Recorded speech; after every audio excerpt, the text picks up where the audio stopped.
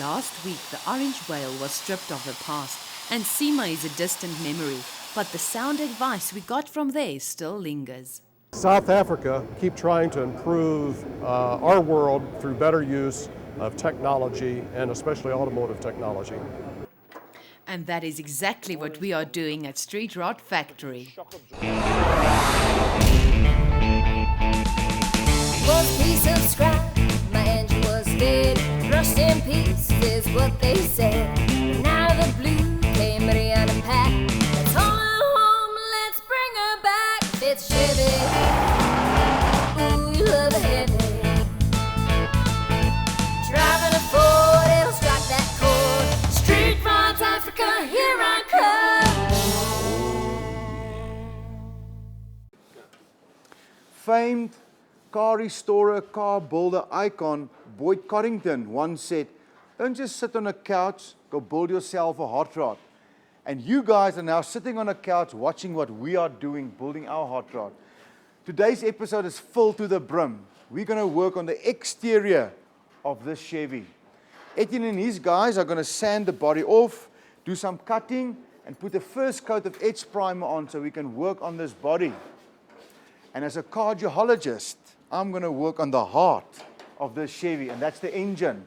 I'm going to disassemble that whole engine so we can fix it, so we can hear that purr later on. Chevy, take it away. It's Chevy, ooh, you love a headache. Driving a Ford, it'll strike that chord. Street Rods Africa, here I come. Some men like blondes, some men like redheads.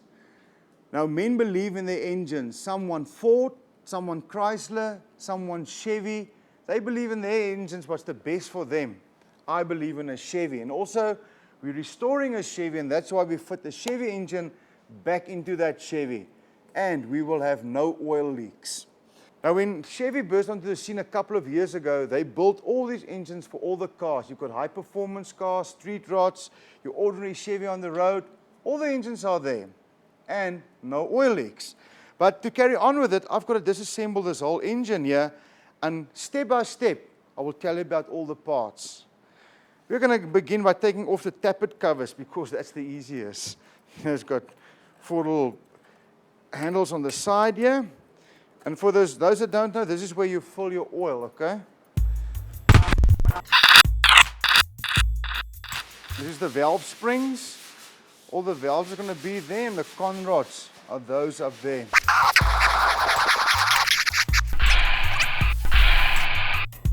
Now this is the water pump. You can see also the long water pump is the bigger one. You get different sizes of water pumps. We will see how the water pump is, but it's actually sometimes cheaper just to buy a new one. If you're going to redo the whole motor, put in new parts. You can see here, these parts here is the Wells plugs. And this is where this engine lost a lot of water, because this stuff is actually completely rusted. So that's why we've got to take the engine in, maybe to get it rebored, put in new Wells plugs, and get it resprayed. And this baby's going to look brand new, man. And it's going to be good for another 50 to 60 years. It's much easier. We're definitely going to change the exhaust manifolds. These are 2 original. Oh, a bit of oil. Just one thing, if you work on an engine, you must know your hands are going to get dirty. So if you don't like dirty hands, don't work on engines. Come bake cake. Cake, I'm hungry. There's another Wells plug that's completely rusted, so you can see all the rust coming out there. And that's why Patrick and myself traveled for 14 days from Cape Town to Joburg to get the Chevy up here. But it won't happen again. Okay, so there's the exhaust manifold off. Now the other thing I want to show you, this is the dipstick. You can see this dipstick ain't that good. We'll have to put a new dipstick in. But you know, a little small block V8 like this, the horsepower that this engine puts out is about 250 horsepower. If you want to up it with at least another 2 horsepower, just put a Ferrari dipstick in. Then you must see how it goes. There are no idle hands in Street Rod Factory. With great focus, Fred, Jeffrey and Piet are scraping and grinding rust until a shiny surface is all that's left. Well, how does a performance manifold work? Just change inside, the insides of the manifold. Some is an open chamber, some is a dual chamber like this one. Okay. So open plenum inside, when the fuel goes in, distributes to all the cylinders. Where this one only supply these two and those two, and that goes over there across. Okay. So we're going to do an open plenum so it can rev higher and the torque curve changes. So the modifications we're going to do is change the manifold, change the pistons, put bigger valves, put a nice cam in it so it can really get the thing going. We're going to change the cam as well. Everything. New timing chain, you've got to change that. Yeah. And a nice carburetor. And all these toys for petrolhead boys don't come cheap. I can't believe these guys. They just keep on spending and spending and spending and expect me to pay and sort out things. Do they really need new tappet covers, new bearings, and new cam? Every last bit of dust needs to be removed, and the best way to do that is with compressed air. But with the right accessories, even the most advanced job is just a little easier. We've moved locations now from the workshop to the spray booth. Now this is where the big thing is going to happen to change this Chevy into a beautiful car. Now what Etienne and his guys has done, everything has been sanded down, it's been ground down, and before we can fill all the holes and cut out all the rust and that, we've got to put an edge primer on. But there's also procedures before we can put the edge primer. So Etienne, what's the next step? We need to put a wax and silicone remover on. Okay, why do we do that? That takes all the oils, all the silicones and the waxes that you used on your hand, touching the car, whatever you've done. Take it all off, make it clean, and then put the edge primer on. And this is also a product from DNA. This is, yeah, product from DNA and Garforth, yeah. Okay, so show me. So you're going to put that on and then? Put it on the cloth. Yeah. Don't let it go back into the container. Okay. It's basically an application. It's a wipe on, Okay. and the next cloth actually Going to take it off again. take it off again. So wax on, wax off. Wax on, wax off. Okay, so do you want to do this part quickly? Now once you've done that, don't touch the vehicle again. And after this, Then we'd use a tacky rag, takes all the little dust particles, the lints, everything off the car, and then you're ready for paint. But there is a whole lot of body to prepare before any spray painting can begin. With aching biceps, it is finally time to apply the edge primer to prevent any future outbreaks of rust.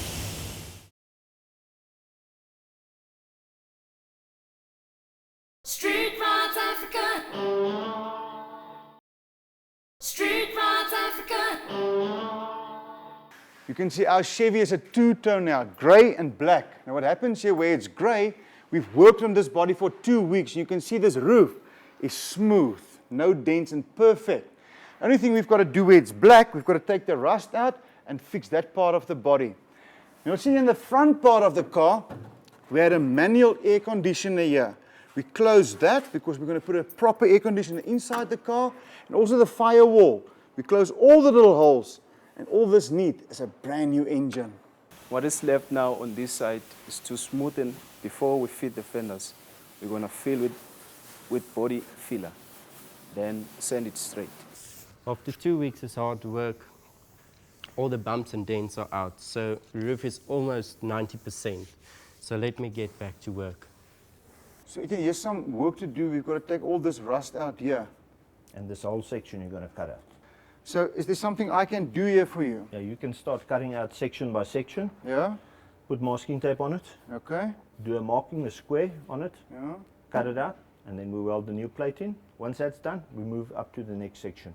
Okay, so we don't cut everything out and then do the plates. Section by section we do it. Section by section. Otherwise you lose the Okay. contour for the fenders where they bolt on. You've got big gaps. And this tail light, we're going to keep this tail light. Nope. Why We're not? going to put a teardrop, but we're going to French it. Okay, and how are we going to do the teardrop? Hanging down? Yeah, Or sideways? point down Huh? or 25 mils in. Okay, we'll talk about that later. I still want this light. But if you, and are we going to French on the boot then as well? We're going to do the number plate as well. Okay, all right. So where do you want this? On the bottom here? Right there, yeah. Right, so I can cut that out now. And you just make a new square and we just weld a new square in there.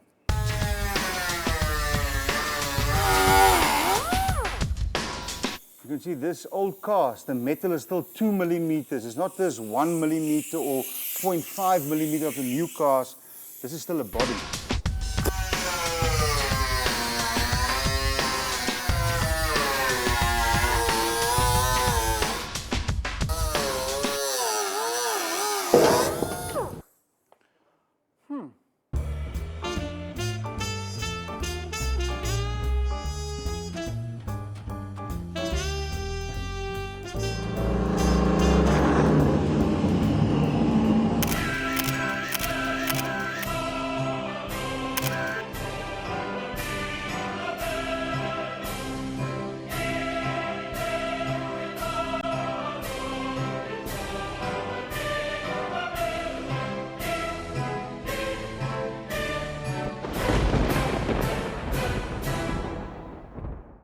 I must confess, even back in '85 when I was a bushy-tailed young reporter on a newspaper and I drove the Jalpa, I wasn't that convinced about the styling.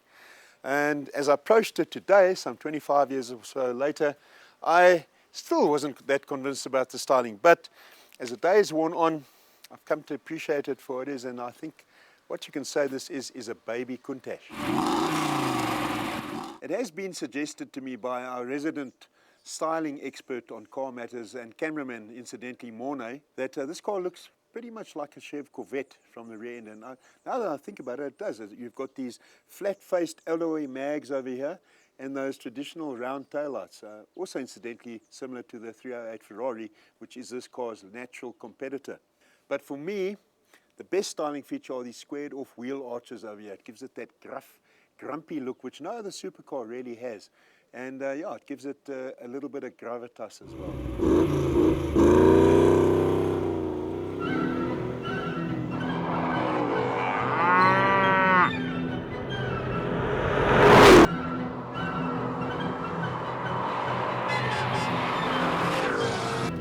So what's it all about? What's this Jalpa about? Well, 3.5 litre V8.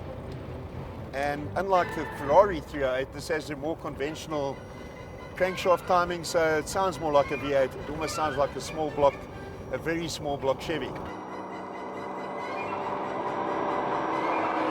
Lovely gruff sounding, around just under 200 kilowatts. So, which for the period in 1985 was quite respectable, if not exactly mind-blowing. But plenty of torque. I mean, fifth gear now, put your foot down and Bob's your auntie.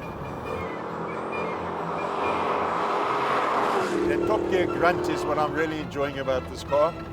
And I guess that's also because the gear shift is typical circa mid-80s Lamborghini, which means you need to have a serious bicep to operate it. In fact, once you get it right, it's quite nice. But as I say, it takes a lot of muscle power. And there's a little notch between each and every ratio that you've got to find that you've actually clicked at home. Otherwise, you get a rather nasty crunching noise. It's important, I think, when you're driving a car like this, to realize how old it is and put all its vagaries into context, because back in '85, this was a supercar. I think it's still a supercar. It's still got the classic mid-engine layout, that gruff V8, it's got performance. So yeah, I mean, ultimately, you buy this car, you're buying a classic.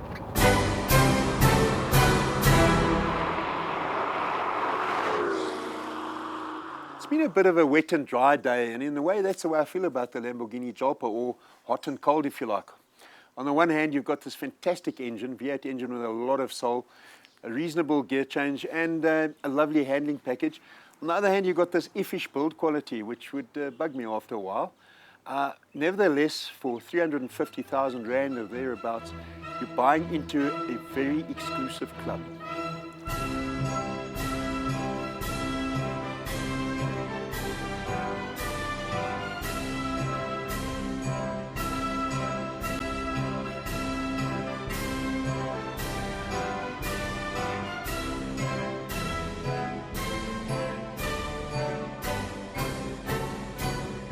Street Rides Africa. Street Rides Africa. The reason why street rodding is so mega meltdown hot is because of the hours of focused blood, sweat and tears that goes into sanding and grinding, sanding and grinding, sanding and grinding, sanding and grinding. Now that I've cut this piece of rust out, we've got to make a new plate that fits in here. So what I've done, I've got my straight lines, and from the back you just fit it in to see if it works. It's got to be a nice tight fit because we want to weld it. We don't want an opening. That looks quite fine there. And now all you do, you take your pencil.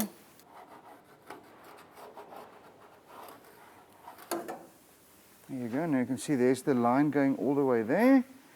So we're going to cut this off. And I'm also using one of Arendorf's machines. It's a cutter to do the sheet metal with. And we just put it on the side there, on that line.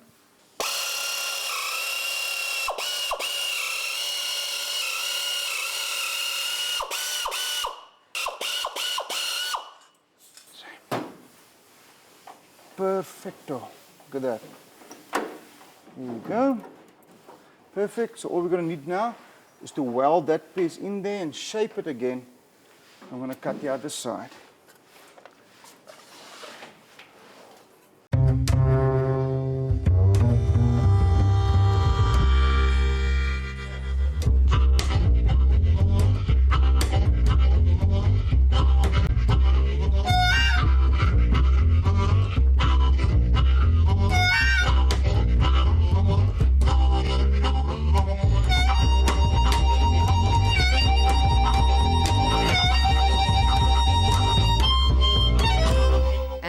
Action! Pete, the camera's rolling! Pete! Being a locksmith, he ain't called Pete Slot for nothing. You know what? I'm going to ask you a question here. What is your impression of a great car enthusiast? I know you don't have the answer, but me, bruh, Pat, I know the answer. A great car enthusiast must have a vision, must have the passion, must have a drive, and must be daring. Now, I'm standing right here with a man who is all of that, Piet Duploy. My bro. Patrick, Hoe gaan dit, all right self, man. Man, I'm standing in front of this beautiful beast, but I cannot tell you what exactly this is. What is this? Patrick, this is a 1949 Mercury. What? Can't identify it because there's no any badges or anything on it. Yeah. It was my intention to taking all the badges, all the markings, squirrels off, and leave people guessing what it is. Yeah, so the bonnet. Yeah, what we've done to the bonnet, did what we call, we pancaked it. Mm-hmm. Cut it down, the bonnet used to run down here. Yeah. Cut it, smoothed it out, and made the bonnet smaller. Okay. The front end, the grille, this is a 1954 Chevy grille, which we modified, shortened, and put in as a grille in this car. Okay, now before we go too much into the special features of the car, tell me about my bra, Piet Duploy. Patrick, yeah, I've been in this business for a long time now. I've started out in the street rodding in the 80s, early 80s, 70s to the 80s. One of my projects is one behind me here, and it escalated into something, into this now. This is the latest one. Mm-hmm. And there's always something in the future. There's always an old car standing in the back waiting to be I can see that one. Street rodded, hot rodded.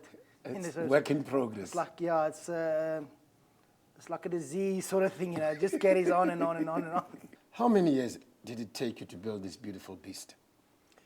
Patrick, on and off, from the day I got this car till it's finished, took me 16 years. After the first thing when I got it, I started working on a car, and it stood for about 5 years. Yeah. And where do you get the parts from? Most parts is beg, steal, and borrow. The rest you make yourself. The grill is from other car parts. We use from different car parts, what we can make fit that looks nice in a car. The headlights, the French headlights here, is from a Jaguar XJ6, which I cut out, welded back in here, and Frenched it in. This belly pan down the bottom it's homemade completely. It's from scratch. There was nothing in the car. Now, in terms of actually capturing your own vision, what you conjure in your mind, do you put graphics? Do you draw? Do you? Not really. I think it's a case of when you got a car, you've got a vision more or less in your mind what you want to do with the car. But I think as you go on, you see what you can do to it. You know, what parts you can get. How do you drive this car, low as it is? One of my visions was, when I build this car, it's got to have some kind of hydraulic suspension or something to lift it up and down. So I've built a hydraulic suspension in the front and the rear, a hydraulic system. So I can actually basically lift this car to a normal riding height. And I'll show you exactly what happens with it now. And there's your rear wheels. Car is actually doing some push-ups. So this is riding height, so you can, from here on, you can drive it now. Okay. So it stays like that until you want to lower it again. You're going to pull the lever inside. I'm going to take this baby and put her to the test. Do you mind taking me for a ride? You're most welcome. Lovely. So let's Okay. go. No, I'm driving. You go that side. Ah, can you feel the engine? Woo!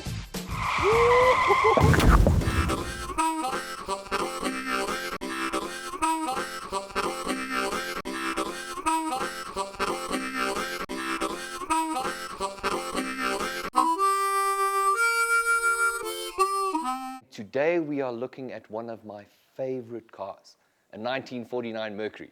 Now, Mercury is not something we really hear about in South Africa, so where's it from?